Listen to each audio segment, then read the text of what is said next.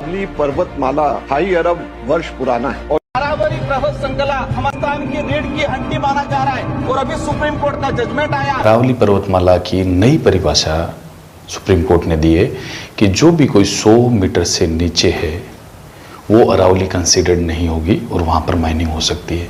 अब आप सोच के देखिए ये कितना बड़ा डेंजरस डिसीजन है। अगर ऐसा हो गया, मान लो अभी तो कोर्ट के अंदर से वहाँ से परिभाषा जारी हुई है, मान लो स्वतः ये हो भी गया, तो आप सोच के देखना इतना जो पुरानी अपनी जो अरावली पर्वतीय श्रृंखला है, अरावली पर्वतमाला, वो खत्म हो जाएगी। सुप्रीम कोर्ट ने कहा है कि 100 मीटर से नीचे की पहाड़ियां अब अरावली नहीं मानी जाएगी।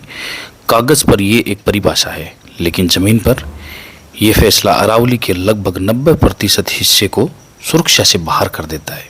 फायदा किसको होगा? खनन माफिया, रियल एस्टेट और तात्कालिक मुनाफा जो भी जिन लोगों को होगा, लेकिन नुकसान किसानों को जिनका पानी सूख जाएगा, जंगल को जिसका अस्तित्व खत्म हो जाएगा। 8.7% है वो सिर्फ और सिर्फ पहाड़ियाँ बचेगी। 90% अरावली क्षेत्र कानूनी संरक्षण से बाहर हो जाएगा और माइनिंग शुरू हो जाएगी। राजस्थान को विशेष खतरा इसलिए है कि 692 किलोमीटर टोटल जो लंबाई है उसमें 550 किलोमीटर राजस्थान में ही है। सबसे ऊंची चोटी जो गुरु शिखर 1727 मीटर की है माउंट आबू में, लेकिन अधिकांश पहाड़ियाँ इसकी 30 से 80 मीटर की है। अब आप सोच कर देखिए, पहाड़ियों से काटकर 100 मीटर से नीचे जो लाने की वजह से 7-8% ही अरावली बचेगी, बाकी सब कट जाएगी। और ये फैसला आने वाले टाइम में पर्यावरण प्रदूषण, मरुस्थल और वाटर डिस्चार्ज, मतलब बड़ी बड़ी काफ़ी प्रॉब्लम सामने आ सकती है। और हमें जिनकी हवा, बारिश और भविष्य खतरे में है, अरावली रोकती है रेगिस्तान को, पानी को ज़मीन में उतारती है, वाटर डिस्चार्ज को बढ़ाती है, मानसून को थामती है और रेगिस्तान को बढ़ने से रोकती है। अगर ये ढाल टूट गई तो राजस्थान सिर्फ नक्शे में ही नहीं, हकीकत में रेगिस्तान बन जाएगा।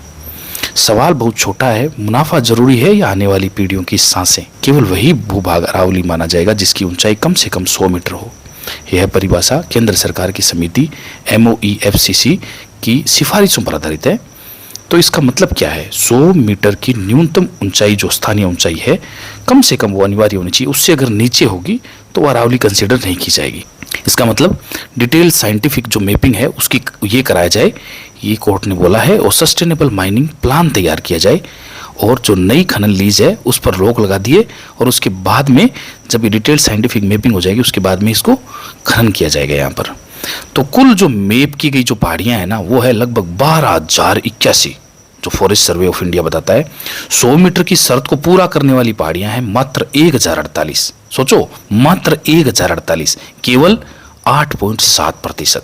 तो इसका मतलब